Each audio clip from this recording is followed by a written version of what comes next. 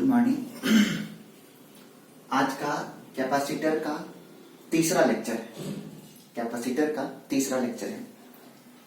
पिछले लेक्चर 2 में, पिछला वीडियो में हम लोग ये देखे थे कि कैपेसिटर का यूनिट क्या होता है, उसका डायमेंशन क्या होता है।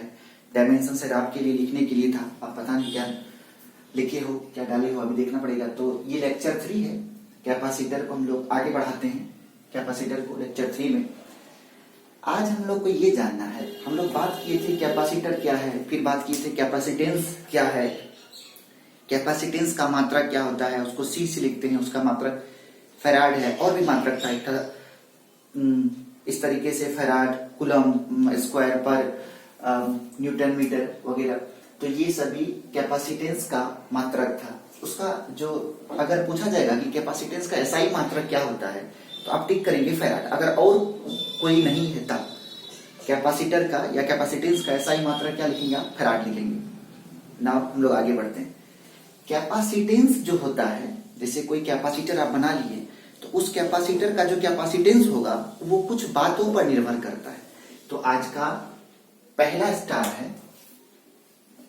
पहला स्टार कैपेसिटेंस। कैपेसिटेंस किन बातों पर निर्भर करता है, कैपेसिटेंस किन बातों पर निर्भर करता है, कैपेसिटेंस किन बातों पर निर्भर करता है, या कैपेसिटेंस को प्रभावित करने वाले कौन कौन से कारक हैं आज, या इसी क्वेश्चन को ऐसे पूछेगा, या कैपेसिटेंस को प्रभावित करने वाले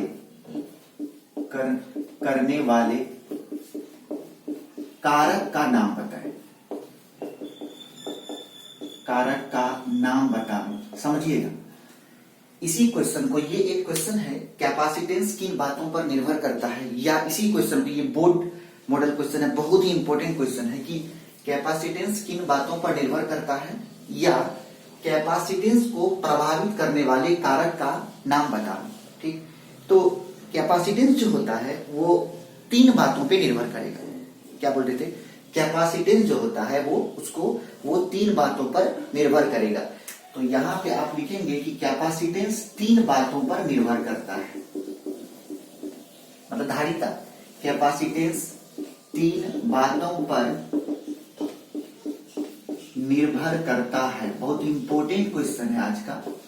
कैपेसिटेंस 3 बातों पर निर्भर करता है। नंबर 1, कैपेसिटर के प्लेट के एरिया पर। नंबर 1, कैपेसिटर के प्लेट के एरिया पर कि कैपेसिटर का प्लेट एरिया कितना है। इसका मतलब है कि कैपेसिटर का प्लेट एरिया जितना अधिक रहेगा उस पर डिपेंड करेगा, या कम रहेगा तो उस पर डिपेंड करेगा। तो सबसे पहला क्या है पॉइंट, तो कैपेसिटेंस जो है वो 3 बातों पर निर्भर करता है। नंबर 1, क्या प्लेट एरिया पर, प्लेट एरिया पर, कैपेसिटर के प्लेट एरिया पर। बहुत ही इंपॉर्टेंट क्वेश्चन है ये, बहुत ही इंपॉर्टेंट क्वेश्चन है। क्या बोले, कैपेसिटेंस कितनी बात पर, 3 बात पर निर्भर करता है। नंबर 1 है प्लेट एरिया पर, नंबर 1 है प्लेट एरिया पर।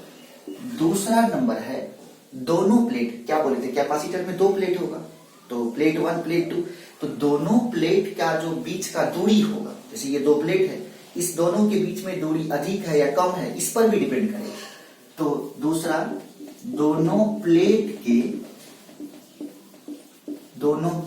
के बीच की दूरी पर। क्या लिखे, दोनों प्लेट के बीच की दूरी पर कैपेसिटेंस 3 बात पर निर्भर करता है। नंबर 1, प्लेट एरिया पर। नंबर 2, दोनों प्लेट के बीच की दूरी पर। और नंबर 3, जैसे हम लोग कूलॉम्स लॉ पढ़े थे, तो कूलॉम्स लॉ में ये था कि 2 चार्ज है और दोनों चार्ज के बीच में जो आकर्षण या विकर्षण, अट्रैक्शन या रिपल्सन का जो फोर्स लगता है, वो जो फोर्स होता है, वो फोर्स दोनों चार्ज के बीच उपस्थित, मतलब प्रेजेंट मीडियम पर भी डिपेंड करता है। दोनों चार्ज के बीच में अट्रैक्शन या रिपल्सन का फोर्स कितना लग रहा है, ये इस बात पर भी निर्भर करता है कि दोनों के बीच में मीडियम क्या है। उसी प्रकार 2 प्लेट है, प्लेट 1 है, प्लेट 2 है। इस दोनों पर आप क्या स्टोर करेंगे? चार्ज स्टोर करेंगे। तो ये जो आप चार्ज स्टोर करते हैं, तो ये चार्ज स्टोर डिपेंड करता है सबसे पहले प्लेट एरिया कितनी है, दोनों प्लेट, ये बीच का दूरी, यहां गौर से देखिए, ये दोनों प्लेट है, ये बीच का दूरी, दोनों प्लेट के बीच की दूरी पर। तीसरा होता है ये जो दोनों प्लेट है, इस दोनों प्लेट के बीच में मीडियम क्या है। तो तीसरा पॉइंट आएगा दोनों प्लेट, तीसरा पॉइंट आएगा दोनों प्लेट के बीच उपस्थित मीडियम पर, मीडियम दोनों प्लेट के बीच उपस्थित मीडियम पर। बहुत ही इंपॉर्टेंट क्वेश्चन है ये इंपॉर्टेंट क्वेश्चन है आपका। क्या लिखता है कि कैपेसिटेंस किन बातों पर निर्भर करेगा? तो कैपेसिटेंस जो है वो 3 बात पर निर्भर करेगा। सबसे पहले प्लेट एरिया पर, दोनों प्लेट के बीच की दूरी पर, तीसरा दोनों प्लेट के बीच उपस्थित मीडियम पर। तो सबसे पहली बात की जैसे प्लेट 1 प्लेट 2 है, अगर इसमें चार्ज स्टोर हो चुका तो इससे जो कैपेसिटर बना है, अगर उससे आपको भरपूर मात्रा में, जितना आपको चाहिए उतना अगर करंट आपको नहीं मिल पा रही है, तो आप, अगर आपके मन में ये है कि इसका प्लेट एरिया नहीं चेंज करनी है, दोनों के बीच की दूरी को नहीं चेंज करनी है, तो आप क्या करेंगे, दोनों के बीच में कोई स्पेशल मीडियम डाल देंगे। जैसे आप उसके बीच में डाल दिए आयरन, डाल दिए कॉपर, डाल दिए एल्यूमिनियम, डाल दिए जिंक, डाल दिया, ऐसा कुछ भी, दोनों के बीच में आप क्या किए, कोई नया मीडियम डाल दिए। तो उस मीडियम के डालने पर भी उसका कैपेसिटेंस कम या अधिक हो सकता है। तो आपने क्या बोला कि अगर कैपेसिटेंस जो है वो किन किन बातों पर निर्भर करेगा, या कैपेसिटेंस को प्रभावित करने वाले कारक का नाम बता हमें, तो वो कौन कौन है? 3 कारक। सबसे पहली बात, पहला प्लेट एरिया पर, दूसरा दोनों प्लेट के बीच की दूरी पर, तीसरा दोनों प्लेट के बीच उपस्थित मीडियम पर। तो हम लोग ये बात की कि कैपेसिटेंस जो है वो 3 बातों पर डिपेंड करेगा। एक होगा प्लेट एरिया, दूसरा होगा दोनों प्लेट के बीच की दूरी, तीसरा होगा दोनों प्लेट के बीच उपस्थित मीडियम। अगला स्टार हम लोग क्या पढ़े, ये कैपेसिटर का सिंबल है, शायद आपको याद होगा, ये कैपेसिटर का सिंबल है। इसको आप बैटरी से जोड़ेंगे तो क्या होगा, उस पर चार्ज आएगा। अगर आपने इसको बैटरी से जोड़ दिया तो इस पे आ गया प्लस चार्ज और इस पे आ गया माइनस चार्ज। देखेंगे आप, दूसरा पॉइंट है, अगर आप क्या किए, दोनों प्लेट को बैटरी से जोड़ दिया, मान लेते इसका वोल्टेज भी है, तो क्या होगा, ये जिसके साथ जो प्लेट पॉजिटिव पोल से जुड़ा हुआ है उस पर प्लस चार्ज, और जो प्लेट निगेटिव पोल से जुड़ा है उस पे क्या आ गया, माइनस चार्ज। ये इंपॉर्टेंट ऑब्जेक्टिव, यहां से इंपॉर्टेंट ऑब्जेक्टिव, तो ये हो गया आपका निगेटिव प्लेट और ये क्या आ गया, पॉजिटिव प्लेट। हम लोग जब कूलॉम्स लॉ इलेक्ट्रिक फील्ड पढ़ रहे थे तो वहां ये बताए थे कि अगर यहाँ पे प्लस चार्ज है और यहाँ पे माइनस चार्ज है, तो दोनों के बीच में इलेक्ट्रिक फील्ड जनरेट होगा। क्या होगा, क्या जनरेट होगा, इलेक्ट्रिक फील्ड जनरेट होगा। यहाँ पे प्लस चार्ज है, यहाँ पे माइनस चार्ज है, दोनों के बीच में क्या जनरेट हो गया, इलेक्ट्रिक फील्ड। उसी प्रकार ये पॉजिटिव प्लेट पर प्लस चार्ज, ये निगेटिव प्लेट पर माइनस चार्ज, तो दोनों के बीच में क्या जनरेट हो गया, दोनों के बीच में जनरेट क्या हो गया, इलेक्ट्रिक फील्ड। आप गौर से देखेंगे इसको, यहाँ दोनों के बीच में क्या जनरेट हो गया, इलेक्ट्रिक फील्ड। ये क्या है, इलेक्ट्रिक फील्ड। इलेक्ट्रिक फील्ड का डायरेक्शन प्लस चार्ज से माइनस चार्ज की तरफ, ये कॉपी में है, आप अगर उल्ट पलटते हैं तो आपको मिल जाएगा।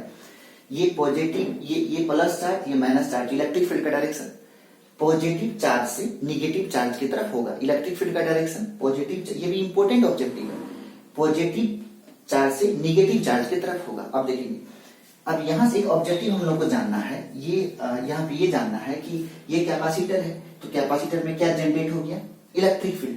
सबसे पहली बात आपको ये जानना पड़ेगा, थोड़ा सा 2 लाइन को आप सुनेंगे। कैपेसिटर है, चार्ज स्टोर करेगा, नंबर 1। अगर वही चार्ज फ्लो करेगा तो अगला चैप्टर आएगा कि चार्ज के फ्लो को हम लोग करंट कहते हैं। इसका मतलब है कि आने वाले समय में ये आपको करंट बनाएगा। जैसे ही चार्ज फ्लो किया तो वो क्या बनाएगा, करंट बनेगा। और हम लोग जानते हैं कि करंट एक प्रकार का एनर्जी है। इसका मतलब ये जो चार्ज है वो भी क्या है, एक प्रकार का एनर्जी है। तो ये जो आपका कैपेसिटर है वो चार्ज के रूप में अपने अंदर एनर्जी स्टोर करता है, और वो एनर्जी किस फॉर्म में होता है, इलेक्ट्रिक फील्ड के रूप में होता है या फॉर्म में होता है। इस बात को समझना पड़ेगा कि कैपेसिटर जो है वो अपने अंदर एनर्जी को, फिर से कैपेसिटर अपने अंदर एनर्जी को इलेक्ट्रिक फील्ड के रूप में जमा करता है। बहुत इंपॉर्टेंट ऑब्जेक्टिव, नोट्स में लिखेंगे आप कि कैपेसिटर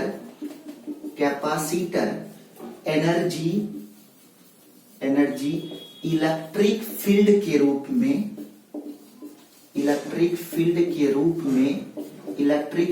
रूप में जमा करता है। इलेक्ट्रिक फील्ड के रूप में, ये ऑब्जेक्टिव कितनी बार बोर्ड में पूछा हुआ है कि कैपेसिटर में एनर्जी, अब एनर्जी कितना होता है ये अभी नहीं जानेंगे, वो अभी टाइम है थोड़ा सा, 1-2 लेक्चर। तो हम लोग ये जाना कि कैपेसिटर एनर्जी स्टोर करेगा, लेकिन किस रूप में करेगा? In the form of electric field. तो कैपेसिटर जो है वो अपने अंदर एनर्जी स्टोर करेगा, और वो किस रूप में करेगा? तो इलेक्ट्रिक फील्ड के रूप में करता है। तो कैपेसिटर 3 बात पे डिपेंड करेगा, वो आप ऊपर देख लीजिए। कैपेसिटर जो है वो अपने अंदर एनर्जी स्टोर करेगा किस रूप में? इलेक्ट्रिक फील्ड के रूप में।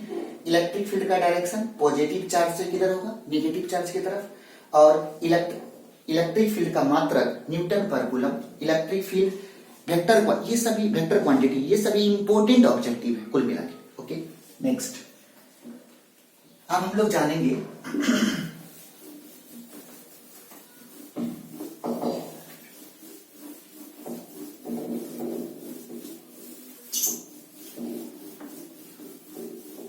बहुत ही इंपॉर्टेंट स्टार है पैरेलल प्लेट कैपेसिटर। बहुत ही इंपॉर्टेंट स्टार है पैरेलल प्लेट कैपेसिटर का capacitance. Derive capacitance of parallel plate capacitor. बहुत ही इंपॉर्टेंट ये क्वेश्चन है, बहुत important. Derive capacitance of parallel plate capacitor, अर्थात इसका मतलब है, हम लोग बताए थे कि एक होता है समांतर पट्ट साधिका या पैरेलल प्लेट कैपेसिटर, दूसरा था स्फेरिकल कैपेसिटर, तीसरा था सिलेंड्रिकल कैपेसिटर। तो आपको बताए थे कि हमारे बोर्ड एग्जाम के लिए ये बहुत इंपॉर्टेंट है, इसके बाद हम लोग उस दोनों को डिराइव करेंगे। लेकिन आप इसे 100 पर, यहां से एक 5 नंबर वाला दीर्घ उत्तरीय question, long answer, long question, और दूसरा यहां से 1-2-3 ऑब्जेक्टिव बहुत ही इंपॉर्टेंट बनता है, आप उसको ध्यान दें। क्या लिखता है? Derive capacitance of parallel plate capacitor, अर्थात समांतर संधारित्र के लिए या समांतर पट्ट संधारित्र के लिए आप उसके धारिता का व्यंजक प्राप्त करें। Derive capacitance of parallel plate capacitor. Okay, आइए नेक्स्ट, इसको कैसे करना है? सबसे पहली बात कि जरा सा बोर्ड को हम 2 भाग बांट देते हैं, ये डेरिवेशन है। आइए, यहां पे क्या है कि पैरेलल प्लेट कैपेसिटर, तो सबसे पहली बात आप क्या किए, यहाँ पे एक पैरेलल प्लेट कैपेसिटर बना लिए। ये आपका पैरेलल प्लेट कैपेसिटर है। तो अगर इसको आप बैटरी से जोड़ोगे, तो क्या होगा? इस पे आ जाएगा प्लस चार्ज और इस पे आ जाएगा, इस पे क्या आ गया? Minus charge. ये हो गया प्लस चार्ज और इस पे क्या आ गया? Minus charge. ये है प्लेट 1 और ये हो गया आपका प्लेट 2। एक प्लेट, पहला प्लेट है और ये दूसरा प्लेट। हम लोग जब इलेक्ट्रिक फील्ड पढ़ रहे थे, इलेक्ट्रोस्टैटिक्स का पीछे का जब टॉपिक्स हम लोग पढ़ रहे थे, उसमें हम ये पढ़ाए थे आपको कि दो प्लेट के बीच में इलेक्ट्रिक फील्ड का मान कितना होता है। तो हम लोग को ये समझना है, दो प्लेट, यहाँ पे 2 प्लेट, प्लेट 1 प्लेट 2, हम लोग को ये समझना है यहाँ पे कि 2 प्लेट के बीच में, 2 प्लेट के बीच में इलेक्ट्रिक फील्ड का मान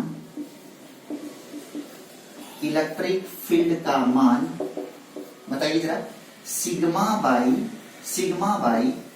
epsilon not. Sigma by epsilon not, दो प्लेट के बीच में इलेक्ट्रिक फील्ड का मान कितना? सिग्मा बाई एप्सिलॉन नॉट, या सिग्मा को क्या लिखते हैं? क्यू बाई ए, इसको आप लिख सकते हैं, या Q by A epsilon not होता है।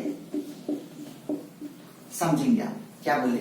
2 प्लेट के बीच में किस तरीके से डिराइव करना है। सबसे पहले आप क्या करेंगे, एक प्लेट बना दिए, 2 प्लेट के बीच में इलेक्ट्रिक फील्ड का मान कितना होता है? हम लोग पढ़े हुए सिग्मा बाई एप्सिलॉन नॉट या Q by A epsilon not होता है। फिर से ये इंपॉर्टेंट ऑब्जेक्टिव है ये कि 2 दो प्लेट के बीच में इलेक्ट्रिक फील्ड का मान कितना होता है, सिंगल प्लेट, एक प्लेट है उसके बगल में इलेक्ट्रिक फील्ड का मान आपको याद होगा सिग्मा बाई 2 एप्सिलॉन नॉट। तो सेम टू सेम यहाँ पे क्या है, दो प्लेट के बीच में इलेक्ट्रिक फील्ड का मान कितना हो गया, सिग्मा बाई एप्सिलॉन नॉट, और सिग्मा बराबर क्या होता है, क्यू बाई ए।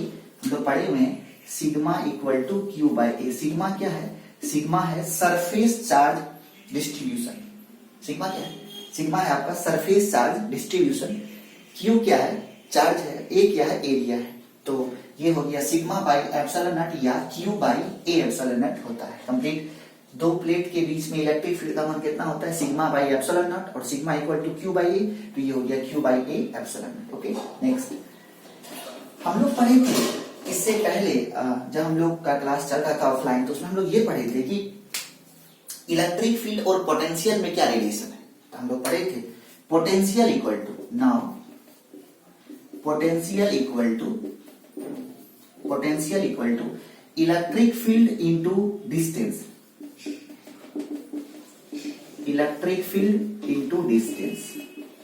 देखेंगे आप क्या है, पोटेंशियल इक्वल टू मतलब विभव बराबर विद्युत क्षेत्र गुना बीच की दूरी। तो potential equal to electric field into distance. ये डिस्टेंस क्या है आप देखिए, ये प्लेट है, इस प्लेट का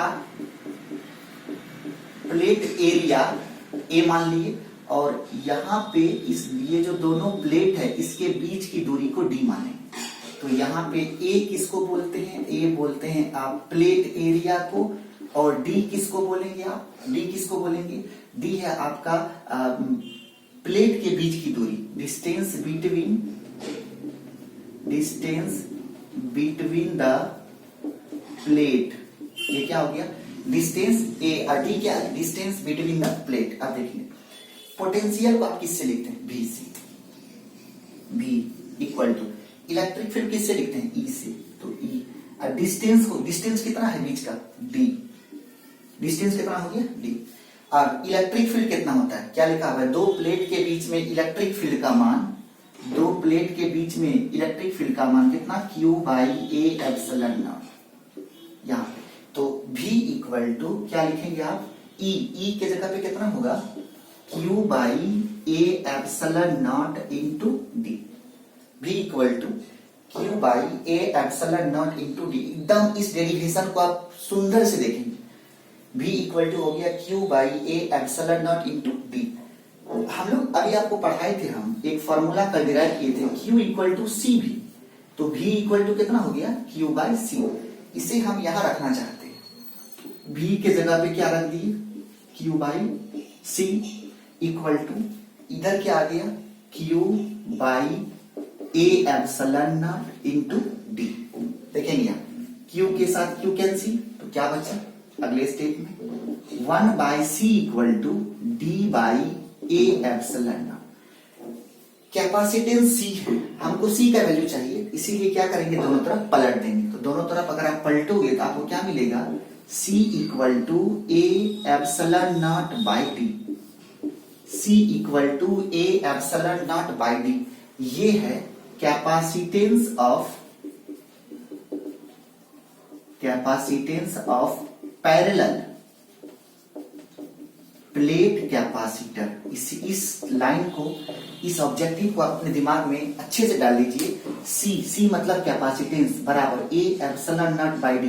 किसका कैपेसिटेंस है, ये है पैरेलल प्लेट कैपेसिटर का। ये कैपेसिटेंस किसका है, आप बोलेंगे ये किसका है, पैरेलल प्लेट कैपेसिटर का। फिर से ये C equal to A epsilon not by D, ये कैपेसिटेंस का फॉर्म, लेकिन ये किसका है, ये है आपका पैरेलल प्लेट कैपेसिटर का। तो अगर दिया रहेगा कि इनमें से समांतर पट संधारित्र या इनमें से संधारित्र का धारिता कौन है, तो कौन होगा, A epsilon not by D. A क्या है, ये है आपका प्लेट एरिया लिखा हुआ है, डी क्या है आपका डिस्टेंस, और एप्सिलॉन नॉट क्या है, एप्सिलॉन नॉट है मीडियम, जिसको हम लोग परमिटिविटी कहते हैं, एब्सोल्यूट परमिटिविटी। तो ये क्या है, ये मीडियम का क्वालिटी है ये उसका। तो ये ए प्लेट एरिया है, डी क्या है डिस्टेंस। आप देखेंगे आप यहां से ऑब्जेक्टिव कितना इंपॉर्टेंट पूछेगा आपसे पूछेगा कि अगर प्लेट, आप देखिए प्लेट एरिया कैपेसिटेंस है और ये प्लेट एरिया, ये दूरी है। अगर आप मीडियम को फिक्स करते, जैसे दोनों प्लेट के बीच में मान लेते हैं एयर है, अगर कुछ नहीं है तो क्या है, एयर है, अगर उसमें एयर है तो अगर प्लेट एरिया को दोगुना करेंगे, देखिए एरिया और सी दोनों एक दूसरे का समानुपाती है, तो हम लोग क्या देखे, सी प्रोपोर्शनल टू ए, मतलब एरिया जब बढ़ाइएगा तो कैपेसिटेंस बढ़ेगा, सी डी नीचे में है मतलब इनवर्सली प्रोपोर्शनल, अगर बीच की दूरी बढ़ाइएगा तो कैपेसिटेंस घटेगा। यहां से एक ऑब्जेक्टिव 100% आएगा, क्या बोले आप, C इक्वल टू ए, सबसे पहले यही अपने में ऑब्जेक्टिव है, बहुत इंपोर्टेंट ऑब्जेक्टिव है, C equal to A epsilon not by D, तो C और A दोनों ऊपर ऊपर है तो दोनों में कैसा रिलेशन है, समानुपाती, D नीचे में है तो कैसा रिलेशन है, व्युत्क्रमानुपाती मतलब इनवर्सली प्रोपोर्शनल। तो क्या जानना है, यदि आप एरिया बढ़ाओगे तो कैपेसिटेंस बढ़ेगा। अगर ऑप्शन में ये रहे कि क्वेश्चन में ये पूछा जाए किसी कैपेसिटर के एरिया को बढ़ा दिया जाता है तो उसका कैपेसिटेंस क्या होगा, increase decrease none of these constant, तो किस में टिक करेंगे, इंक्रीज। अगर एरिया बढ़ेगा तो कैपेसिटेंस भी क्या होगा, बढ़ेगा। बीच की दूरी बढ़ेगी, उल्टा है, व्युत्क्रमानुपाती, क्या होगा, घटेगा। तो अगर एरिया बढ़ाया जाए तो कैपेसिटेंस बढ़ेगा, बीच की दूरी बढ़ाई जाए तो कैपेसिटेंस घटेगा। इसका मतलब एरिया का समानुपाती और बीच की दूरी का व्युत्क्रमानुपाती होता है। और यहां से ऑब्जेक्टिव समझिए, पूछेगा आपसे किसी कैपेसिटर के एरिया को दोगुना कर दिया जाए तो कैपेसिटेंस दोगुना हो जाए, किसी कैपेसिटर के बीच की दूरी को दोगुना कर दिया जाए, दोगुना करेंगे तो कैपेसिटेंस आधा हो जाए। ठीक, आप सवाल ऐसा पूछेगा, ये सब बहुत इंपॉर्टेंट ऑब्जेक्टिव है। यदि किसी कैपेसिटर के प्लेट एरिया को दोगुना कर दिया जाए और बीच की दूरी को भी दोगुना कर दिया जाए तो क्या होगा, तो यहाँ पे देखिए एरिया भी दोगुना, बीच की दूरी भी दोगुना, दो के साथ दो कट गया, क्या हो गया, नो चेंज, मतलब कैपेसिटेंस पर कोई असर नहीं पड़ेगा। तो क्या जानना है, यदि एरिया को दोगुना कर दिया जाए और बीच की दूरी को भी दोगुना कर दिया जाए तो कैपेसिटेंस पर कोई परिवर्तन, कोई भी चेंज नहीं होगा। दूसरा, यदि एरिया को दोगुना कर दिया जाए, बीच की दूरी को आधी, एरिया को दोगुना कर दिया जाए, बीच की दूरी को आधी कर दी जाए, मतलब a की जगह पे 2a, d के जगह पे d/2, तो ये 2 कहां चला जाएगा, ऊपर, तो कितना हो जाएगा, 4 टाइम्स। समझिए क्या बोलेगा, यदि एरिया को दोगुना कर दिया जाए, c इक्वल टू क्या आपके पास फॉर्मूले, c equal to a epsilon not by d, तो अगर हम लोग एरिया को दोगुना कर दें और बीच की दूरी को आधा कर दे तो ये 2 कहां चला जाएगा, ऊपर, तो कितना हो गया, 4a epsilon not by d, कितना टाइम्स हो गया, 4 गुना हो जाएगा। इसका मतलब यदि एरिया को दोगुना किया जाए और बीच की दूरी को आधी कर दी जाए तो कैपेसिटेंस कितना टाइम्स हो जाएगा, 4 टाइम्स हो जाएगा, 4 टाइम्स। तो इस तरीके से आपने क्या देखा कि लेक्चर 3 में पैरेलल प्लेट कैपेसिटर के कैपेसिटेंस का फॉर्मूला क्या है, C equal to A epsilon naught upon D, C A का समानुपाती, D का व्युत्क्रमानुपाती, यहाँ पे जो हम लोग चेंज बताए उसके बारे में। तो ये क्या है कि क्या, सबसे पहली बात ये objective, electric field Q by A epsilon naught, V equal to, ये भी most important objective, V equal to electric field into distance, तो V बराबर E इनटू D, और ये पीछे का फॉर्मूला बताए थे, इसके बिना हम लोग कैपेसिटर में आगे नहीं बढ़ पाएंगे।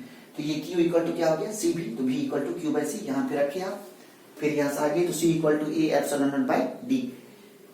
आपसे निवेदन होगा कि आप जब भी वीडियो को देखते हैं तो उसका नोट्स बनाइए और उसे आप बार बार प्रैक्टिस कीजिए। आप जहां भी हैं वहीं स्वस्थ रहें, सुरक्षित रहें और वीडियो को लगातार देखें। जो भी आपके फ्रेंड हैं, जो भी आपके नजदीकी हैं, उनसे भी देखने के लिए बोलें। जो भी बच्चे सुदूर इलाके में हैं जहां तक एजुकेशन नहीं पहुंच पा रहा है, हम उम्मीद करेंगे, अभी तो शुरुआत है और आने वाले समय में शायद ये क्लास हब बनेगा एक एजुकेशन का, और बहुत ही इसको हम इम्प्रूव करेंगे। अभी तो बहुत कारणों से इम्प्रूव नहीं हो पा रहा है, उसको इम्प्रूव किया जाएगा और सुदूर से सुदूर बच्चों तक निःशुल्क शिक्षा पहुंचाने का एक जरिया है, एक माध्यम है, क्योंकि अब इंडिया डिजिटल हो रही है और सभी बच्चों तक ये एजुकेशन पहुंचे, सबका करियर ब्राइट हो और सभी के सभी लोग अपने करियर के प्रति सजग हों। ग्रामीण क्षेत्र के बच्चे और बच्चियां, मेरे छोटे भाई बहन, पढ़ें और जिंदगी में बहुत आगे बढ़ें, ये मेरा सबसे बड़ा लक्ष्य है। Thank you so much. हम लोग नेक्स्ट वीडियो में यहाँ से आगे बढ़ेंगे। Thank you.